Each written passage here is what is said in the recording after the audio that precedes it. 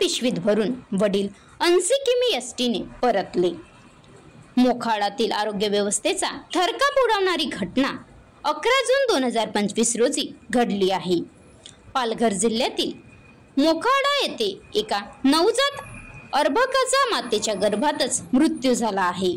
गर्भवती महिला कविता सखाराम कवर वय 26 वर्ष हिला 10 जून रोजी पहाटे प्रसूती वेदना सुरू असताना 108 क्रमांकावर कॉल केला असता रुग्णवाहिका उपलब्ध नसल्याने अखेर तिला खासगी वाहनाने मोखाडा प्राथमिक आरोग्य केंद्रात दाखल करण्यात आले। परंतु डॉक्टरांनी 3.5 तास उलटूनही उपचार सुरू न केल्याने सायंकाळी 4:30 वाजता डॉक्टरांनी सांगितले की येथे उपचार शक्य नाही, तर ग्रामीण रुग्णालयात रुग्णाला घेऊन जा। त्वरित कुटुंबियांनी खोडाळा ग्रामीण रुग्णालय गाठले असता डॉक्टरांनी उपचारादरम्यान बाळाचा गर्भातच मृत्यू झाला आहे अशी माहिती सखाराम कवर यांना दिली। खोडाळ्यातून अविताला पुढील उपचारासाठी नाशिक जिल्हा रुग्णालयात हलविण्यात आले। तिथे शस्त्रक्रिया करून मातेला वाचविण्यात यश आले व मृत बाळाला काढून शस्त्रक्रियेकरिता आणण्यासाठी सुद्धा रुग्णवाहिका उपलब्ध नसल्याने अखेर वडिलांनी बाळाला पिशवीत भरून एसटी बसने गाव गाठले। या घटनेने संपूर्ण परिसरात नागरिकांनी आरोग्य व्यवस्थेवर संतापजनक रोष व्यक्त केला आहे।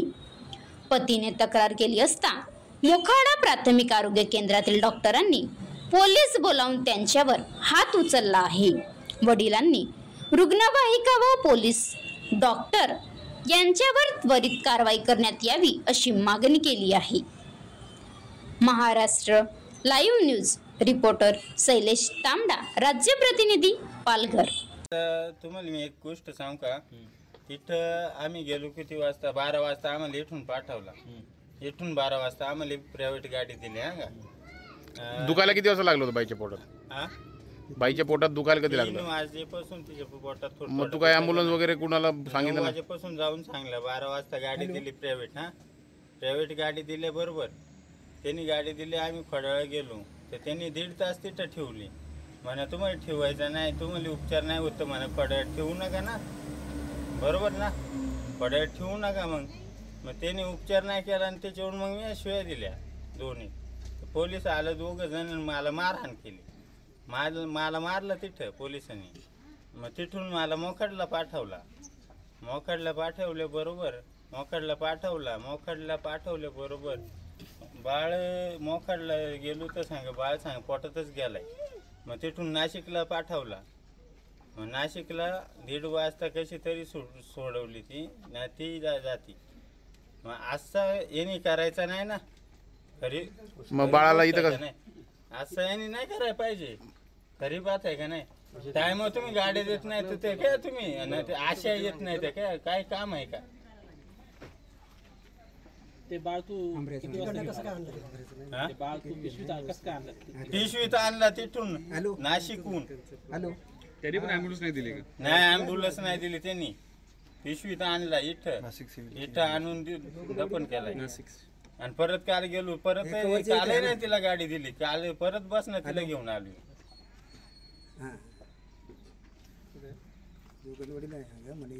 या जोगलवाडी गावातील सौ अनिता सखाराम कवर यांना 2 दिवसापूर्वी पहाटेच्या 3 वाजता प्रसूती कळा आल्या आणि त्यानंतर तिच्या मिस्टरांनी संबंधित यंत्रणेला कळवलं, त्या घरच्यांनी कळवलं, परंतु दुपारी 12 वाजता खाजगी वाहनानं त्यांना त्या ठिकाणी हॉस्पिटलमध्ये नेण्यात आलं।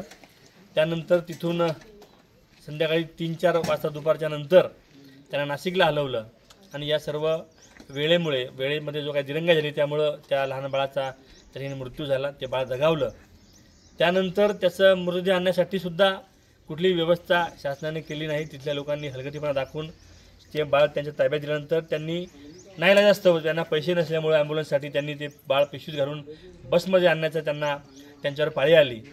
त्या जे मृत बाळाची जी माता आहे तिलासुद्धा काल घरी पाठवलं, ती सुद्धा बसने आली, तिलाही ॲम्ब्युलन्स दिली नाही। हा सर्व व्यवस्था कशासाठी आहे, यंत्रणा कशासाठी आहे? एवढ्या गाड्या मागच्या काळामध्ये आपण शासनाला दिलेल्या आहेत। या भागामध्ये प्रत्येक PSCला एक नवीन ॲम्ब्युलन्स आपण दिलेली आहे। असं असताना सर्व व्यवस्था असताना सुद्धा फक्त अधिकाऱ्यांच्या हलगर्जीपणामुळं या कुटुंबावर ही वेळ आलेली आहे आणि अतिशय दुःखदायक हा सर्व प्रकार या ठिकाणी घडला आहे. माणुसकीला कायम फासणारी गोष्ट आहे. याचा निषेध करावा तेवढा कमी आहे. संबंधितांवर कडक कारवाई करावी अशी मागणी या निमित्ताने मी करतो. राज्याचे नेते रोहित पवार साहेबांनी सुद्धा याची दखल घेतलेली आहे. या कुटुंबाबरोबर त्यांनी सांत्वना करण्यासाठीच्या सर्व बाकीची व्यवस्था आम्हाला करायला सांगितलेली आहे.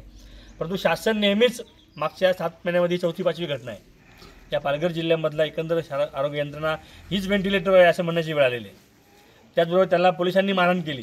आपल्या पत्नीला वेळेवर उपचार करावा म्हणून त्यांनी त्यांनी तिचा आरडाओरडा केला असेल का तिला लवकर न्या, तिला त्रास होतोय, एखाद्या पती आपल्या पत्नीबद्दल ही गवाया करत होता, तेव्हा तिथल्या डॉक्टरांनी पोलिसांना पाचारण केलं आणि 2 पोलिसांनी येऊन याला मारहाण केली तिच्या नवऱ्याला, मिस्टरांना. ही कुठली पद्धत आहे? म्हणजे काय अनागोंदीपणा चालला या भागामध्ये. अतिशय निंदनीय असा हा प्रकार आहे आणि संबंधित कडक कारवाई करावी अशी मागणी या निमित्ताने करतो. ज्या पोलिसांनी मारहाण केली त्यांच्यासुद्धा कारवाई करावी. मी पोलीस अधीक्षकांना त्यासाठी पत्र देणार आहे. त्यांना विनंती करणार की त्या लोकांना ताबडतोब निलंबित करून या अशा पद्धतीने जर सरकार लोकांशी वागलं तर न्याय कोणाकडे मागायचा हा प्रश्न निर्माण झालेला असल्यामुळे या ठिकाणी अतिशय कडक आणि कठोर कारवाई ज्यांनी कोणी जे हलगर्जीपणा या प्रकरणात केला त्यांच्यावर करावी अशी मागणी मी सरकारकडे करतो.